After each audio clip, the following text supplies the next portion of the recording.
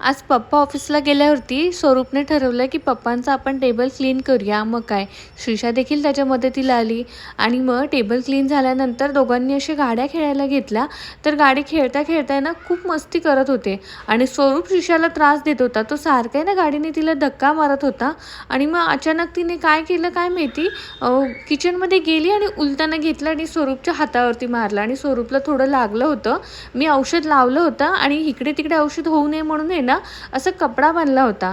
तर श्रीषाचा हट्ट होता की तू दादाला कसं बांधलंय तसं मला देखील बांध, म्हणून ती रडायला लागली. मग शेवटी मी एक थोडासा कपड्याचा तुकडा घेतला आणि तिला असा हात बांधला आणि तिला एवढा आनंद झाला त्याचा, म्हणजे बापरे, तुम्ही चेहऱ्यावरती बघू शकता की काय तो आनंद. तिला आहे ना जसं दादा करेल तसं करायचं असतं, प्रत्येक गोष्ट तिला दादाची कॉपी करायची असते.